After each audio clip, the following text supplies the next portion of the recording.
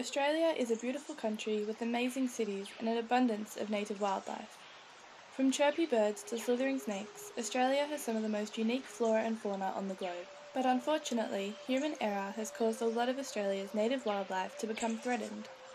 Habitat destruction has greatly reduced potential homes for wildlife in Australia.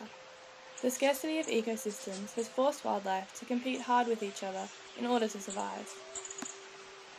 To make things even more difficult, exotic species that have been introduced to Australia for a variety of different reasons occasionally adapt so well to their new environment that our native fauna can't compete. There are 56 non-native species currently calling Australia their home, and at the top of this list stands the Indian myna bird. The common myna, or Indian myna, is an omnivorous open woodland bird native to Asia.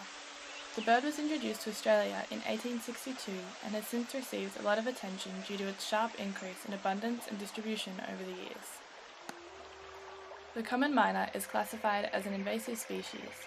It is known to nest in tree hollows and as a result competes for resources with native hollow nesting species.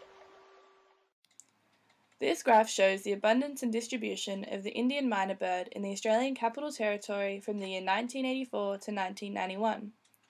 The horizontal x-axis displays each year, whereas the vertical y-axis displays the abundance and distribution on separate sides, the right side displaying the abundance and the left side displaying the distribution.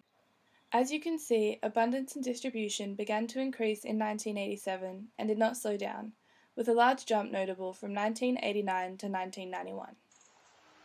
Being a classified pest, the common myna is legally culled by the general public and ornithologist societies in an attempt to reduce its impact on biodiversity.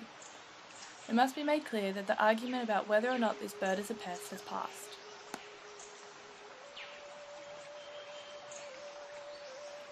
Research suggests that the most effective and humane way to reduce myna bird population is via trapping. This is because other methods have proven to be fundamentally flawed. While poisoning is great in theory, it is unspecific to the myna bird population, and therefore we run the risk of not only destroying biodiversity, but potentially affecting the general public as well. Habitat reconstruction is the process of changing the environment to make it less advantageous for the species we are trying to control.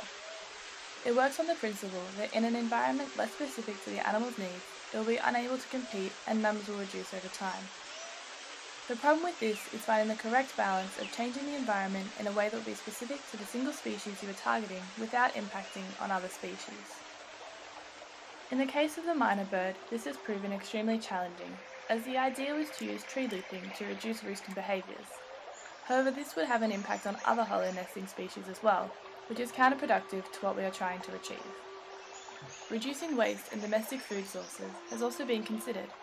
However, it was discouraged as it would be extremely difficult to implement and considered hardly effective considering how adaptive the common myna bird is.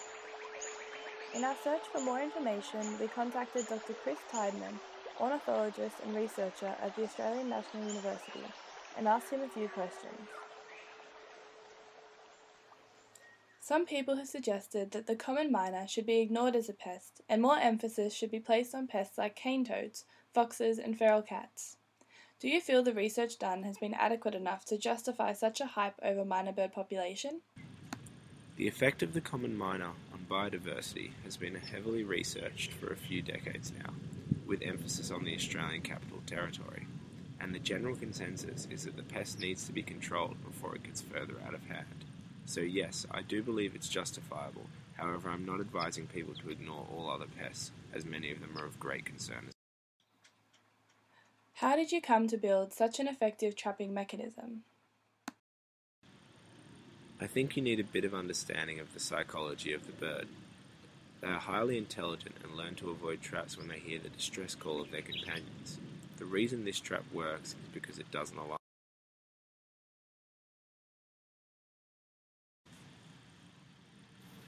We hope to catch about 50 birds per trap per week. There are 6 traps, and we'll be doing it for 2 months, so catching a few thousand is likely. But this would be an ongoing process. It's not sensible to think one whack and they're gone. It's a bit like weeding. Do you feel this trap may be the answer to the myna bird problem? If technology to reduce their numbers can be made available and enough people use it, people power may indeed be able to beat the myna, at least on a local scale.